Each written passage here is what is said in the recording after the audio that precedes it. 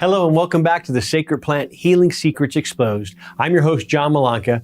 Thank you for joining us for episode 2, How It Fights Disease in Your Body. In our first episode, we learned the sacred plant is actually Cannabis sativa, a medicinal plant that's been used for thousands of years to heal the human body. We exposed that the scheduling of cannabis as a dangerous narcotic was politically motivated. Blocking the plant from all scientific research has made it nearly impossible to translate cannabis into standardized medicine. We met Kristen, a cannabis researcher who put her lupus and rheumatoid arthritis into remission by juicing the raw cannabis leaves and flowers. We heard the incredible story of my father-in-law, Stan Rutner, who was given weeks to live until cannabis put his stage 4 cancer into remission. We also met Patricia Crone, a cancer patient who helped us reveal the government's hypocritical position on cannabis. Coming up, we'll also find out if Patricia's doctors approve of her using cannabis to fight her terminal lung cancer. In this episode, we'll share the secrets of the endocannabinoid system, an endogenous system within our bodies that produces our own internal cannabinoids. We'll show you how the plant acts upon our endocannabinoid system to reduce anxiety, pain, and PTSD. Our experts will teach you about the various compounds in the cannabis plant and how they all work together to create what is known as the entourage effect. You'll learn how the entourage effect works with our endocannabinoid system to reduce pain. You'll meet people whose lives were being destroyed by painful conditions until they discovered the sacred plant. Let's begin with Dr. Dustin Sulak, an expert on the endocannabinoid system. This is a system that kind of spans the whole body and allows this mind-body wholeness and interaction and coordination. It's comparable to the endorphin system. So a lot of people now think that when they go running and they feel good afterwards, they get the runner's high. That's because their brain is making substances that are similar to opium or morphine that are called endorphins. And that system was only discovered about 20 years before the endocannabinoid system. But a lot of us just accept that as normal. Oh, I'm making endorphins now, that's why I feel so good.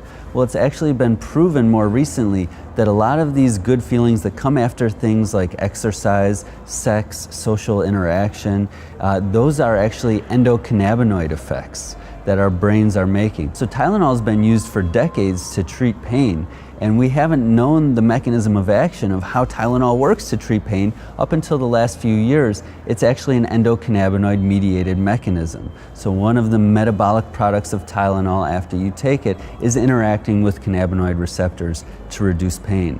More and more, there's drugs that we've been using that we didn't know how they worked that we're finding out they have cannabinoid effects. The reason that cannabis has an effect on us is that we have cannabinoid receptors. These receptor sites are everywhere except the brainstem, which is why no one has ever died from an overdose of cannabis, and that's why the DEA's chief administrative law judge, Francis Young, in 1988, in his finding of fact in a cannabis rescheduling hearing, said that cannabis was one of the safest therapeutic agents known to man. He said that basically it was obscene for the government to block the use of this medicine because it was so safe. The unifying theme, it seems like, is the holistic theme, the health of the whole animal. The endocannabinoid system really is a very integrative system of homeostasis that seems to act on just about every physiological system we know to promote the well-being of the whole organism. It's astounding to me that a plant like cannabis that has an entire system within the human body to receive it, the endocannabinoid system, isn't already a mainstream medicine, because there's no other example in the history of medicine or within the herbal tradition of a plant that is essential for the functioning of the human organ system. As our experts explained, the discovery of the endocannabinoid system was crucial for understanding why the cannabis plant interacts with our bodies and why it's so effective for so many conditions. Let's check in with Patricia Crone. The results of her latest scan showed that her cancer is spreading quickly. Patricia wants to learn all she possibly can about cannabis and how it could potentially extend or even save her life. In episode 4, we'll go into more detail on how the sacred plant fights against cancer. Let's see what she finds out. I have to say I was amazed by the number of doctors I asked about something which is of potentially enormous importance for oncology, and yet they hadn't even heard of it. It's amazing. So I went to NYU to see a young doctor who wrote his dissertation on cannabis. Maybe you could tell us what cannabinoids are. We all know what cannabis is. Cannabis is marijuana. It's a word I cannot pronounce. Right. Cannabis is easier. But what are cannabinoids? And those were the active ingredients of cannabis. And those were isolated by Raphael Mechoulam in 1964. And since that time, we've discovered there's also cannabinoids that occur inside the human body and actually many living systems all the way down to sea squirts.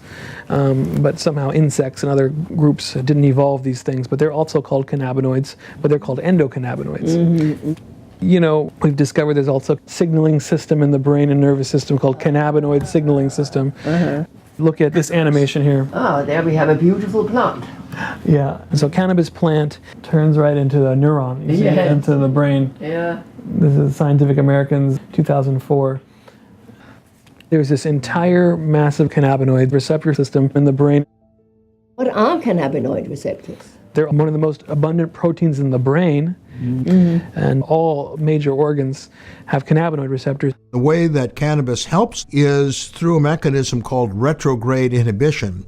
And by that, I mean it slows down the speed of neurotransmission. And attention deficit disorder kind of goes along with PTSD. I mean, the same mechanism of action tends to explain why cannabis is so useful in treating people with attention deficit disorder. I've had any number of patients that have said they started in cannabis when they were 14 and 15, and their grades went from D's and C's to A's and B's because of that. The neurochemical, neuroscientific angle was the first big sort of understanding of what cannabinoids were doing, and it sort of helped to validate all the ideas.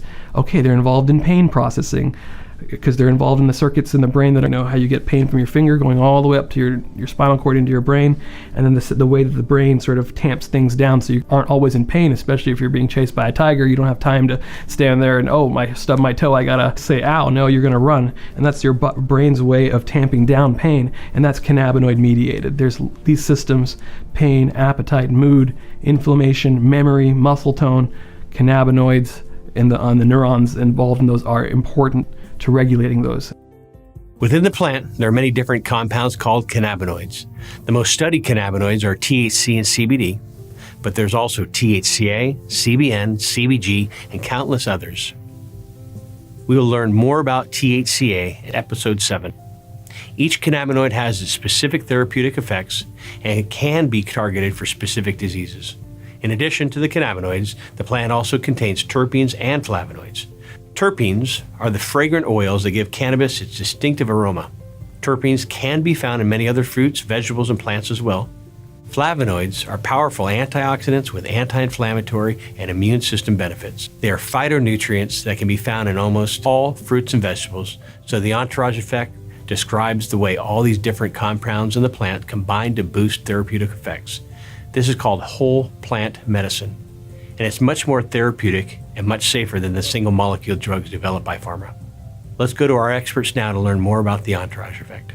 Dr. Ethan Russo calls something called the entourage effect, which is the totality of all of the cannabinoids and terpenes acting collectively.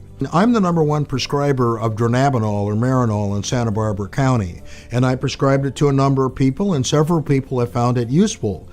But many people find that, one, it's way more expensive than cannabis, number two, it doesn't work as well, and number three, it has more side effects. So why would you use Marinol instead of cannabis? And the California Narcotics Association says, well, Marinol is prescription cannabis. They couldn't be more wrong. It has one cannabinoid in it, one therapeutic chemical in it.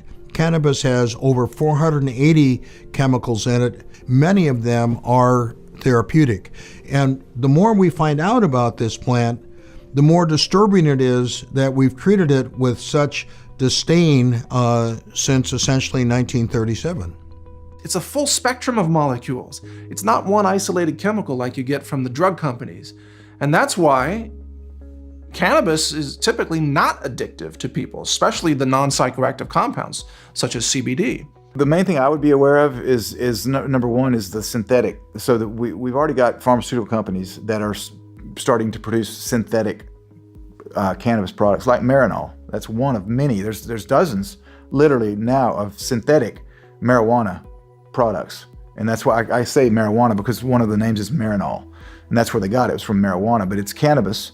But they're trying to mimic the natural effects of cannabis, but with a synthetic drug. And so what I would warn people is that anytime that you try to improve on what God the Creator has done, you're probably going to take a step down instead of a step up. And so I would always try to focus on people getting it naturally. Get the plant, don't get the synthetic version of the plant, because it never works better. It's the combination of all about 500 molecules in the cannabis plant that give us all its benefits, and all the terpenes, which are small cannabinoids, and flavonoids and other alkaloids. They all have medicinal value. Anytime you extract a single molecule from a plant, you can increase the risks of side effects and, to some extent, empower or reduce the efficacy of the treatment. With cannabis especially, some of these over-the-counter products that are made with the whole herb are a lot more effective than the individual compounds extracted from the plant. And now we have the science to prove that these multitude of compounds are working synergistically with each other to enhance the benefits and decrease the side effects compared to, say, just a purified THC. So when we're treating patients, we want to use the whole plant. And of course, we want the whole plant to remain in the public domain so patients can continue to cultivate it themselves and have a cost-effective healthcare solution. That's crucial. You've heard so far that the sacred plant can address many disease states, from epilepsy to autoimmune conditions to PTSD and cancer. In episode 3, we'll look at its anti-seizure properties. But now let's focus on one of the most pervasive issues which cannabis can address: pain. Pain is often associated with inflammation. So let's learn how the sacred plant can address pain and reduce inflammation in a more effective way than pharmaceutical drugs. At the beginning, we didn't treat pain. Pain is part of the disease, be strong. And then we understood that chronic pain destroys human life. And actually, people should not live with chronic pain. Pain is a mechanism to show you that something is wrong. And I think the pendulum has gone a bit too far to the other side, and you overtreat pain with drugs that can be abused and can cause death. So for this, as I said, cannabis is a nice option, much more safer. But still, I think that people should be treated for pain. There's no reason to suffer chronic pain. But there's no reason to not suffer any pain and then die for an overdose. One of the pain areas that it seems to be very helpful for are connective tissue autoimmune disorders like fibromyalgia, complex regional pain syndrome, reflex sympathetic dystrophy. All of these things benefit from the use of cannabis. There is enough science that has been done that shows that even in randomized controlled trials, the biggest gold standard, that we can show this is effective when you give somebody a placebo or you give them real cannabis or cannabis devoid and they don't know which one's which. We can show that you can reduce muscle spasms. We can show you can reduce pain in 800 size patient trials going on in multiple sites. So about 70% of our patients have chronic pain that have failed conventional treatment. And a lot of them have other conditions as well, like PTSD is frequently comorbid with chronic pain. And patients are using the same medicine to treat the pain and to treat the PTSD and to treat the insomnia and a lot of their other symptoms. We see results that doctors don't see usually. We have patients who've had chronic pain, who've been on disability for 20 years, suddenly getting off their medications, going back to work, getting their lives back. And that's very commonplace for us. We see that every day, all the time, with a variety of diagnoses, which usually physicians don't expect any good results. Elena suffers from severe nerve pain. For many years, she has suffered thinking that pharmaceutical drugs were the only way to alleviate her pain. Then she discovered the sacred plant. Let's join Elena as she hosts a planting day with a local cannabis collective. Hi, come on in. It's good to see you too. Hi. How you doing? Come on. I'm a member and founder of the statewide collective and manager of it, and we started it with the idea of just having dose-tested, safe medicine for patients that are reliable. They can always take the same amount, get specific advice from a physician on what they should be taking, and it works great. I mean, they're taking repeatable dosages. If it's not good for them, they can consult with their physician on getting a different dosage, different delivery method, different ratio of CBD to THC, and we're doing different testing of terpenes and doing different extracts with same ratio but different terpene profiles, which have different effects in their own right, and it's been great. I know you want 4 feet apart and all of this stuff. They're extracted using a supercritical CO2 extractor, very clean green technology, no solvents or anything like that, and then we then test that extract, dilute it so it's not too strong for the patient, and put it in a measured spray bottle so the patient's taking a set dosage with each pump of the sprayer. And we have it set at 2 milligrams of spray, and it's 2 milligrams of CBD. It could be 2 milligrams of THC if it's an equal ratio, or if it's high ratio, it's going to have very little THC in it. All right, so we can probably put 2 or 3 in there, and we maybe can. We have 2 different CBD strains here. This is a high ratio CBD named Oracle. It's about a 24-to-1 ratio of CBD to THC. We have an Amrita here, which is a 2-to-1 ratio of CBD to THC. This one is for people very sensitive to THC. It's applicable for a lot of things like seizure disorders, anxiety, inflammation. The Amrita with a little bit more THC is better for a lot of pain-related issues, and we're giving these here to Elena to grow for the collective, and she'll grow them out and we'll turn them into a dosed extract for her, specifically to her symptoms, and we're doing that with a lot of people that are members of the collective. I was going to say, if you're going to plant that, Is this a good area? Yeah, that's a good area because she's going. This is CBD. It's the number 2 CBD, so it's for pain, and I take it for nerve pain. And within just a few seconds of me spraying, I use 4 sprays under my tongue, and the nerve pain that I've been feeling for the last almost 20 years has gone. It just goes away. It just goes away. So even the medication that I take for nerve pain, that's really not working because I still have nerve pain. And it goes from my neck down across my shoulder blade, down my arm to my elbow, and then plinks around it there. Goes down my hand to my little finger. It used to be half this finger, now it's all this finger, and half my middle finger. It feels like I'm hitting my funny bone all the time. But this stops it. It just stops it.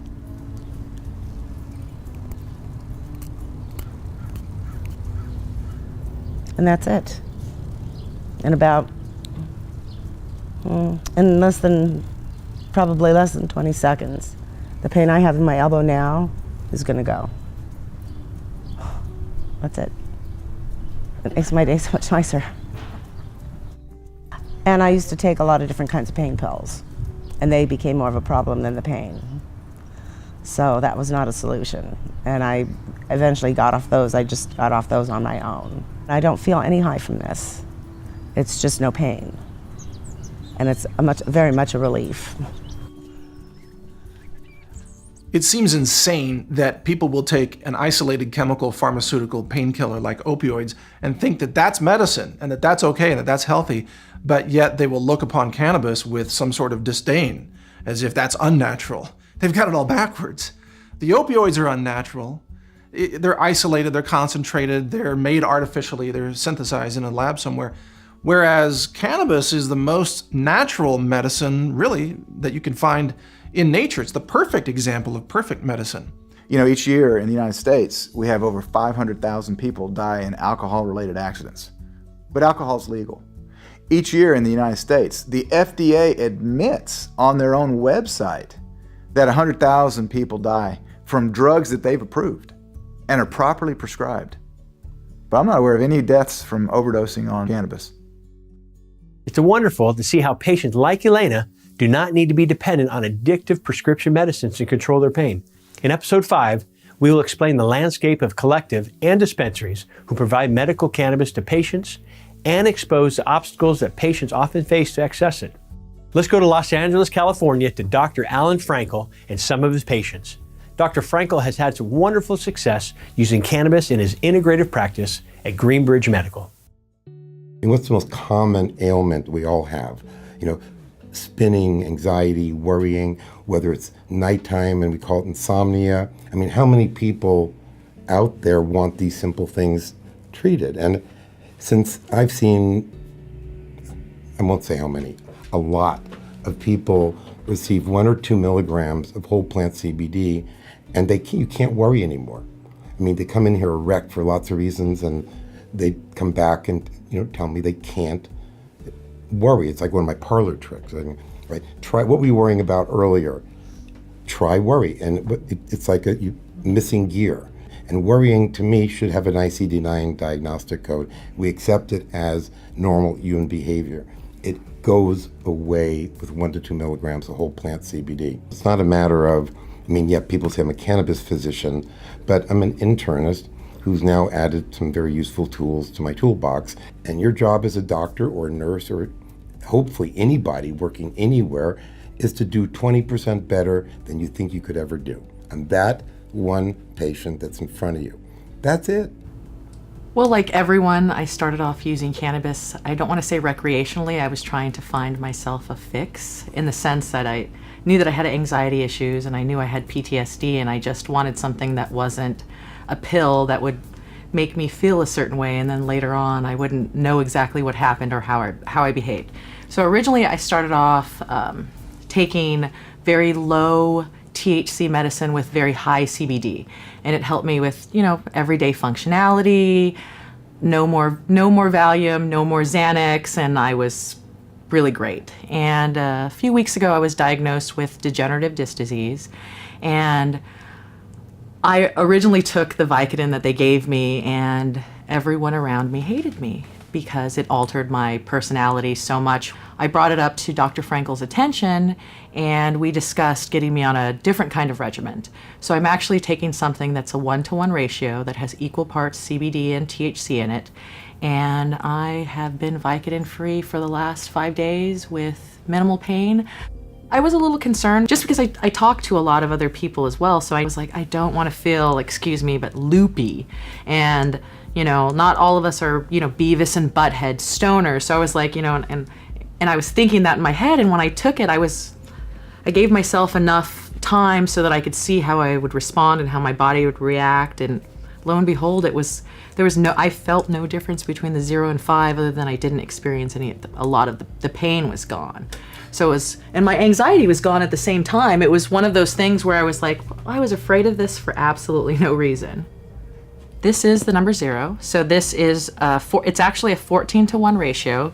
It has 14 milligrams of CBD in it and 1 milligram of THC. So you shake it up every time you take it. You open the bottle. Every spray is a dose. So you spray it under your tongue. I'm very honest with my doctors and surgeons and everyone else I've talked to. It's like, this is part of my regimen, and they've been incredibly supportive and understanding, and they kind of give me kudos because in the last 9 months I've lost approximately 90 pounds, and I've used this as a supplement, and in the sense where I know that there are dietary aids for it as well. So it's the other 85% of the population who are coming. 99, virtually 100% of my new patients are not coming in to smoke. Either they've never smoked, or they smoked in college, and they're coming in for dosed medicine. They're sick. They're sicker than my internal medicine practice that I did for 26 years. I'm seeing the sickest patients ever. It's a big difference when you get an actual packet with you that lets you know, this is my dosing and administration guide, and wow, this is what a terpene is. I didn't know any of this. Oh, wow. Oh, so it's one of those things where a lot of people, they get very excited about this knowledge. So this is why we fight, and this is why we try to make change, because there's so many other people who don't have this knowledge, and who have, the medicine is accessible to them, but a lot of them are maybe afraid, or it's something new and it's something different, and the stigma. A lot of patient members in the collective that I belong to, they're in their 50s and their 60s. They're my mom and dad who are going through these ailments that they didn't anticipate having. And they have the stigma, well, Cheech and Chong and all of this, and it's become where, no, this is medicine, and we're trying to change the face of cannabis, and it's because of people like you and me and the doctor and everyone else, we can collectively change the face of cannabis if we start educating ourselves and talking about it. Are you enjoying today's show so far? Are you learning a lot of great information? Do you want to join our movement and support our mission to inform the world on the truth about cannabis? then please consider supporting our cause by owning this complete series so you can watch it again and share it with a loved one now or in the future. Your support allows us to continue researching the sacred plant and spreading our findings for free. Also, a portion of each sale gets donated to charities that are helping people every day to find relief for their pain and to live a longer and more vibrant life. So simply click the banner below to join the movement and support our mission. Thanks in advance, as people like you who are truly helping to change the world. The human body never evolved to consume large quantities of isolated, concentrated, single chemicals. That's what the drug companies give you. A psychiatric drug, antidepressant, a blood pressure drug, what have you, a painkiller. That's why they're dangerous and addictive, and they have other horrible side effects. Your body expects a full spectrum of molecules to be consumed together. There is compelling evidence that cannabis is a much safer alternative than the addictive pain medications that are offered to patients. In fact, states that approve cannabis for medical use see a large drop-off in prescriptions for pain medications. Coming up later, we will show you how cannabis could help solve one of the biggest crises our country is facing today, the opioid epidemic. As we saw in episode 1, there's always been a political and economic motivation to keep the sacred plant illegal. Unfortunately, the patients are the ones who are suffering, while the pharmaceutical companies make billions in profits. Patricia Schwartz is a scientist, but also a patient who suffered for years from chronic bladder infections. Let's see what happened when Patricia discovered the sacred plant.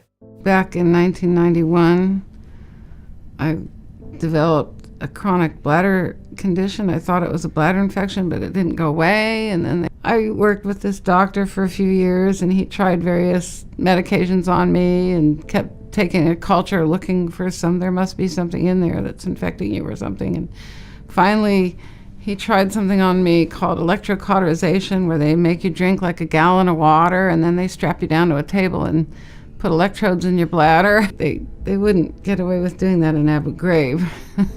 It was really horrible. And then that lasted about 6 weeks. And then it was back to square one, so I was starting to get desperate. And then the rest of my health started falling apart, and I started getting depressed and post-traumatic, and I couldn't sleep, and I got fibromyalgia. My name is John Schwartz, and I'm a professor of theoretical physics at the California Institute of Technology. So I work on very mathematical aspects of theoretical physics, which are very far removed from the kinds of concerns we're discussing here, which have to do with biology and medicine. But I've become interested in it because I've learned from my wife that medical marijuana has been very helpful for her. She had some serious medical issues, which led to her dropping out of graduate school for a while. She was a graduate student in physics at Caltech. We drive to Colorado every summer. And the years when I had that was awful, because it's a stretch of Utah where there's 100 miles without a rest stop. Oh, God. I could not make it, because that's the one nerve in your body you can't ignore. It just takes over your brain. So we had some terrible drives through Utah those years. And then finally someone turned me on a pot, and I noticed, wow, when I have to go and I can put it off. And then I started noticing, oh, now I'm actually going. And then one day I noticed, oh, that felt good. And that was like the first satisfying pee I had in like 4 years. And now, every time I go, I'm like, oh, that's so nice to be able to do that again. Even now, years and years and years later, I'm still marveling over how wonderful it is when it all works, the satisfaction you get, because I went for years just living my life around. If I went to the supermarket, I knew where the bathroom was in every supermarket, because I couldn't even go to buy milk without having urgency and having to go. And it was just made my life hell. So marijuana released me from hell. And then when I was released from hell, then I could start thinking of things other than how am I going to handle my pain today. I went back to school. I finished my PhD. I made a big website on superstring theory. And then I started looking for a grant to continue my website, and they discovered the Federal Drug-Free Workplace Act, where if I took a dime of federal money, I'm guilty, and the person who gave it to me could lose their grant and get fined, I don't know, $250,000 or something. It's kind of insane. Also, I mean, high-profile scientists are responsible not just for their own funding, but for the funding of everyone in their group. And the jobs of all the young people are depending on them to have good relationships with Washington. Even though I'm not an expert in the subject, what's clear is that the government agencies have been obstructing the objective scientific study of this field. And as a scientist, I feel that's something I should object to, even if it's outside my expertise. In fact, it's being outside my expertise may be an advantage in that it makes it clear that I have no vested professional interest in the subject. I'm just standing up for the proper respect for scientific truth and objectivity in scientific research.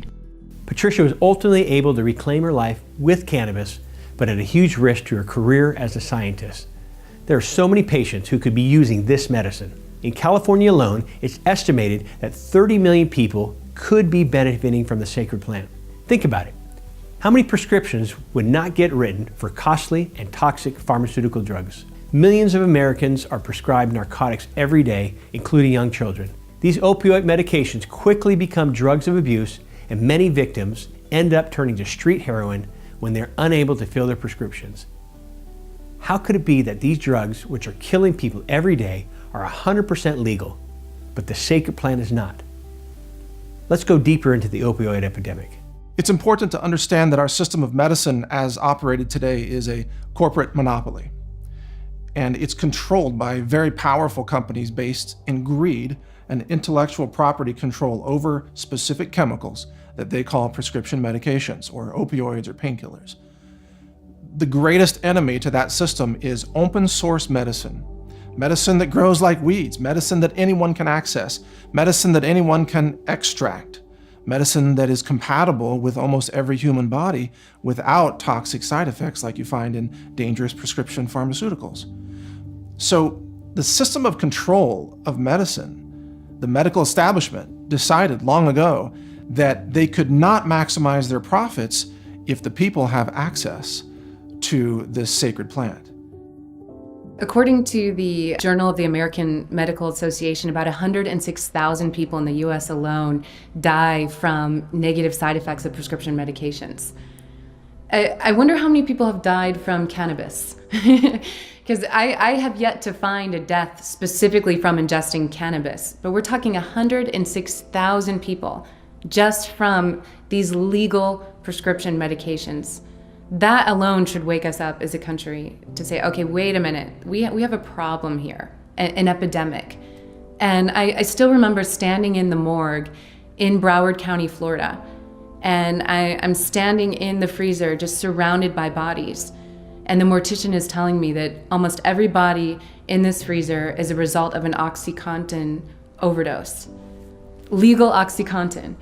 And you just look at all the lives that are being lost and ruined to these addictions. And what surprised me the most in my career was the babies being born addicted. That's when I really realized that this epidemic has turned into more of a nightmare. I was standing in the NICU at the East Tennessee Children's Hospital, and they literally had to construct another NICU. So they almost had to double it in size just to deal with all these babies that are being born addicted to prescription medications, inherited these addictions, inherited from their mothers who just couldn't kick the habits. And some of these people just went in because they had back pain or they had anxiety, and they weren't thoroughly told by their doctor all the potential side effects. And because of some people's brain chemistry, when they take an OxyContin to kill their pain, almost instantly they become addicted to it. And something about prescription medications, especially prescription antidepressants, is these medications are more of a Band-Aid on a bullet wound. They're just symptom relievers. They're not really getting in and ever fixing the core root of what's going on. To me, that's not a medicine. A medicine should be something that cures what's wrong with you, not something that you become dependent or addicted to or go into withdrawal symptoms trying to get off of it. Meet Carl Turley, a former NFL player who almost lost his life to opioid addiction. Unfortunately, many professional athletes fall victim to this kind of addiction as they're often prescribed opioids to deal with sports injuries. Within the NFL, this has become a major issue, with many players demanding legal access to medical cannabis. and having the experience that I've had with cannabis to tell my story. That came along from a 20-year addiction to pharmaceutical medications because of trying to climb a mountain. My story is one that is solely involved with cannabis on the medicinal side to help treat the ailments that I received from playing the game of football. My wife can attribute my significant decline, cognitively, emotionally, in my personality, to directly after major concussions. A year ago this month, I was diagnosed with pre-onset Alzheimer's and dementia. These were very apparent in my daily life as I was forgetting things constantly. Hand tremors were constant. All of these issues that were related to what I did to my brain playing the sport of football were very apparent in my life since making the commitment to cannabis 100%, where I take 0 synthetic medications whatsoever. It has been a night and day difference in living. I have more control over my life and I'm more balanced and focused than I've ever been. I think, period. 20 kids die every year in youth football, and it's a guarantee due to the lack of attention given to certain injuries. I mean, there is injury in sport, so there are certain things medicine is needed for. Injury in sports is not one of them. You can recover sports injuries, even breaks and dislocations and torn ligaments through many natural homeopathic avenues, cannabis being a main component to that. I was never one to abuse the medicines that were given to me, but at the end of the day, I realized I was on a 20-year addiction to one of these a day, one of those a day, one of that a day, one of this a day, at the end of it all, I'm taking a cocktail that amounts to something chemically that is interacting with my body in many negative ways, as each one of these bottles has a negative side effect.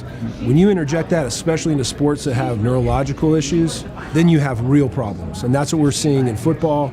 We're seeing that in other sports. But it's the constant repetitive nature of head trauma that creates this disease that we now know of, CTE. And so how do you fight against that? You fight against it by giving it medicines that are making it worse, trying to just simply trap it and control it until it has enough energy and enough things that are going on bad around it to break out of its cell and just erupt like a volcano, or give it a medicine that it can calm down, it can treat it, it can deal with this, it can learn to cope and compromise situations. I have so much more ability to do that now than I've ever had because of cannabis.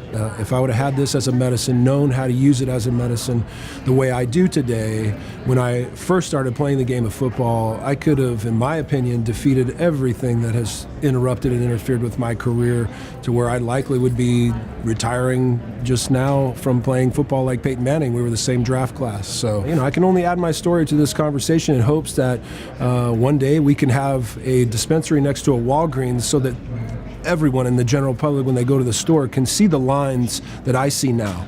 And what I see in these lines, I see at Walgreens versus dispensaries, are that these people are dying and these people are living. And so I choose to live, and cannabis is going to allow me to do that, I think, much longer than the choices I was given prior to committing to cannabis. This is speaking about a medicine that will save many people. As we know, cannabis was not illegal in this country even until they went on their tirade and rampage against it at the same time of the birth of the pharmaceutical industry. If you think about what the drug companies do with opioids and other prescription painkillers, is they disconnect you from yourself. They block you from being human because they make it so that you don't feel your pain and you don't address the symptoms and the causes of the pain. And so, but you become addicted to that chemical in order to continue masking the problem.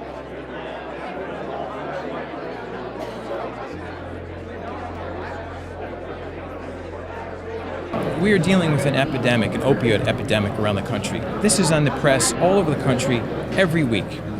And I find it a bit perverse that here we are, we're willing to dose patients with a drug that might deal with a pain issue but then cause substantial addiction issues down the road, GI issues, all kinds of chronic medical issues in a patient that is being chronically dosed with an opioid.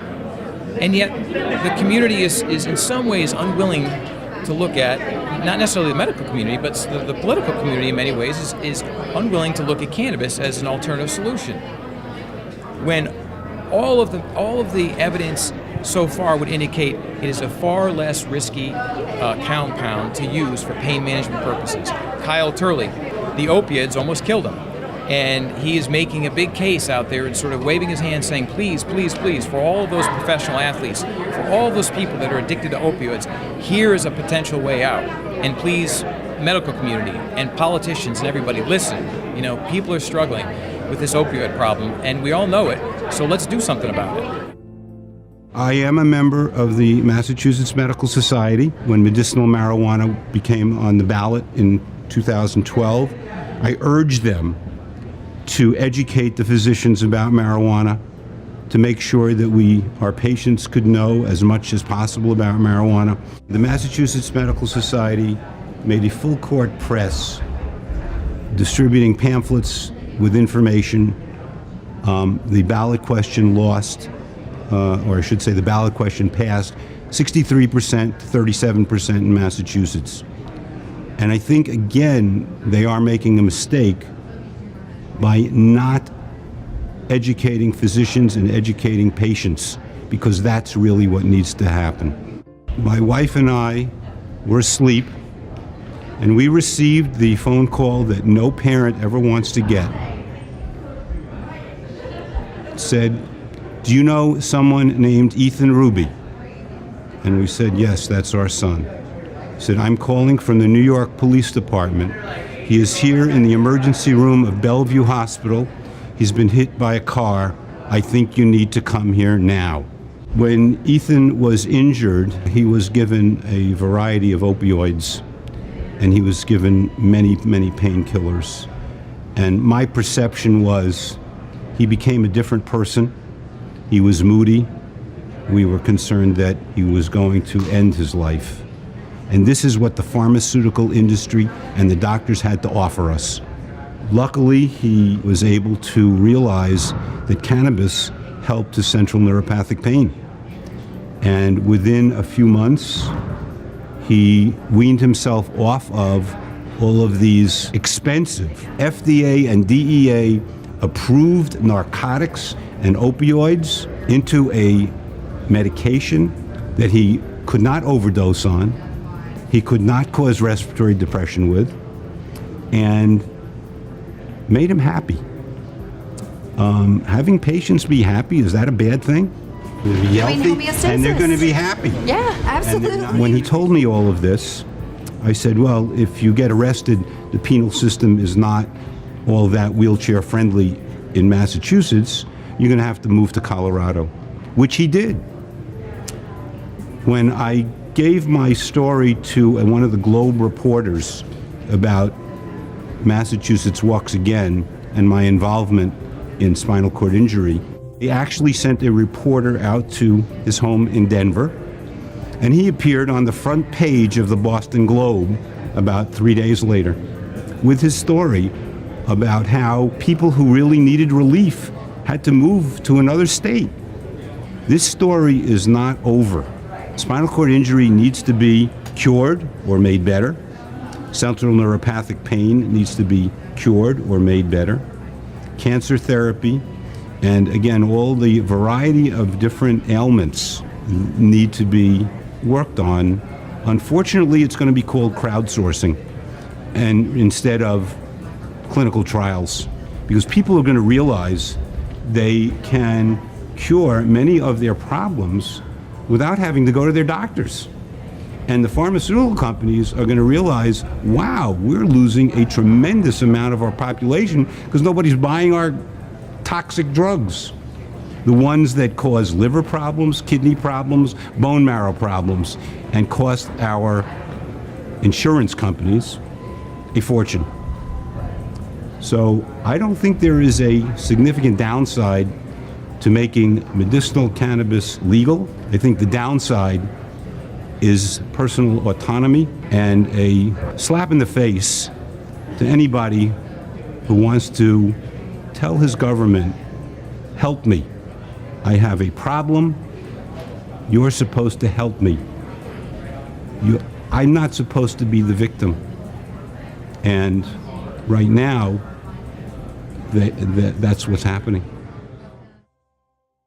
Because cannabis has such a full spectrum of constituents in cannabinoids, overdosing on it is very, very difficult to achieve, even if you try to.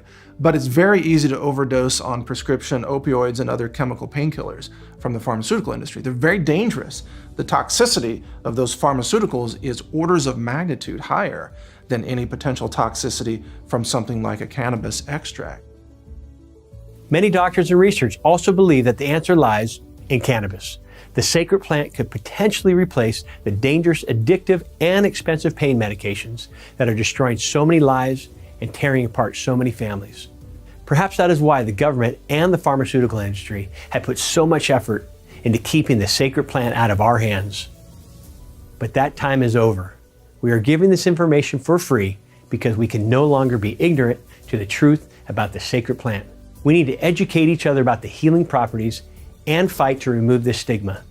The stigma that cannabis is a dangerous drug is propaganda. You've now seen and heard from scientists, doctors, researchers, and patients that cannabis is a medicine, and it's a medicine we need to reclaim before more people needlessly die from prescription overdoses and chronic diseases. Let's check back with Patricia Crone, who's going to ask her oncologist about using the sacred plant. Oxycodones. I got 150. Strong stuff. They can lead to stomach problems, to liver damage, and even to death. Much more dangerous than cannabis, which is not being used, is not being developed, and a lot of people may be dying as a result. I'm a skeptic by profession, and I know there are a lot of fake cures out there, but that cannabis fights cancer is not just an old wives' tale. There are quite a lot of scientific examinations, and they all show that cannabis has tumor shrinking properties. What do we have here? Cannabinoid, endocannabinoids are possible preventatives of common disease, including cancers. You have Aberdeen School of Medicine and Dentistry. It's very good to know that there is this potential. Oh, wait a minute, look here. National Cancer Institute.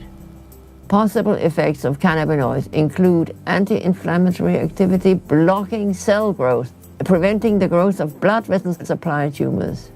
Laboratory and animal studies have shown that cannabinoids may be able to kill cancer cells while protecting normal cells. That's the potential that we all want to have developed. The National Cancer Institute is a government-sponsored institute, highly respectable, at the National Institutes of Health.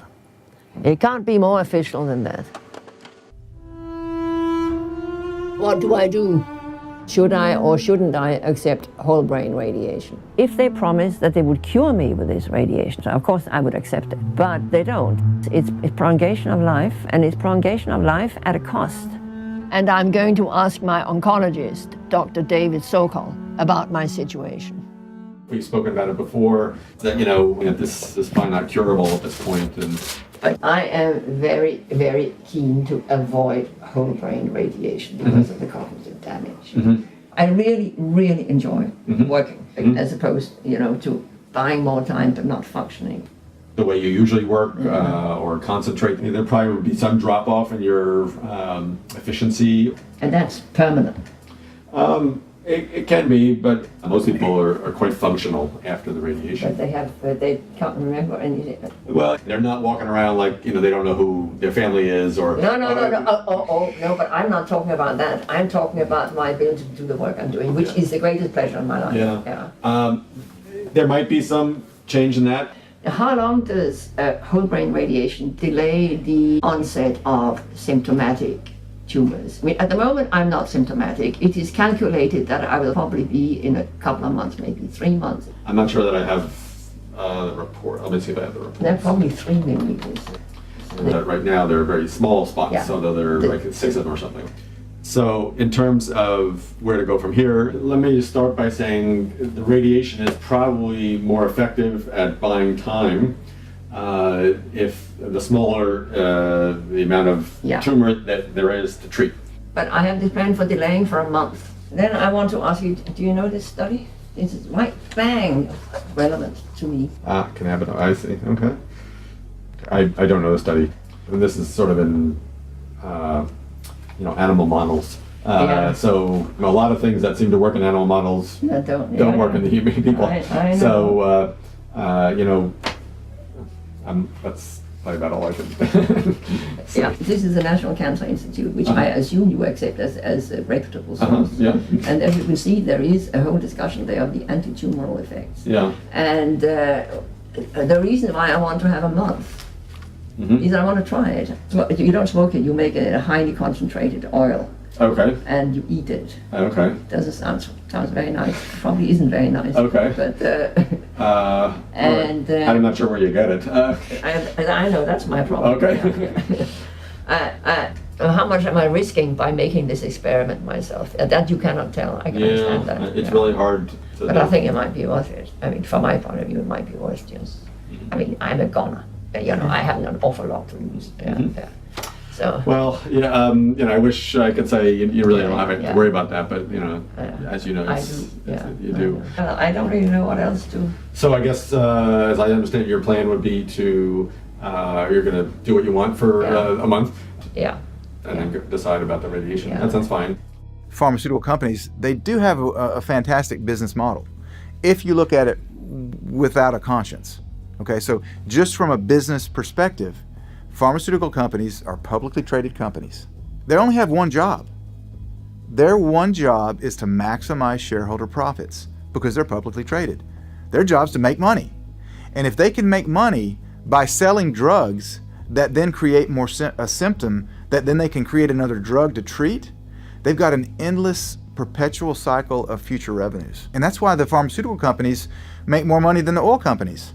People don't realize that the top pharmaceutical companies, when you combine their revenues, they make way more money than the top oil companies.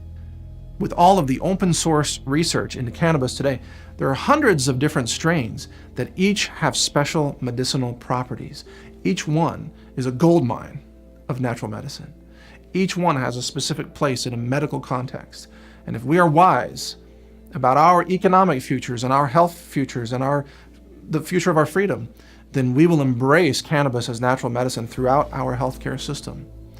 Because we have to prioritize patient healing over corporate profits. In this episode, we revealed how the plant acts upon our internal endocannabinoid system to reduce anxiety, pain, and PTSD.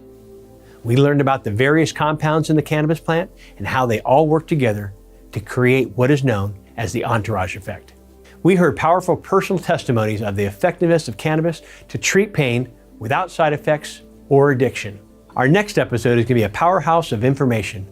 I'm really excited about episode 3. We'll meet children suffering from epilepsy and see how cannabis provided the miracle that their families were praying for. We'll meet patients with breast cancer and MS who are successfully treating themselves with the sacred plant. We'll travel to Israel to meet the famous scientist Raphael Mechoulam, who was the first scientist to isolate active compound THC in the 1960s, and he's been a world-renowned expert in cannabis research for the past 40 years. We'll learn why Israel is at the forefront of medical cannabis research and how their federal program was developed. We'll continue to follow the story of Patricia Crone and see if she's able to find a source for cannabis oil she desperately seeks to save her life. Please join us for episode 3. It's going to be a powerful and illuminating episode that you will not want to miss. God bless you. I invite you to join our movement, support our mission, and help us save lives. We're a small company that's committed to the truth and to helping humanity. Since we don't have the unlimited resources that Big Pharma has, we need to work together to educate and empower more people about the healing benefits of the sacred plant. When you support our mission by owning the complete series today, you allow us to continue research, interview, expose, and share this knowledge with the world for free.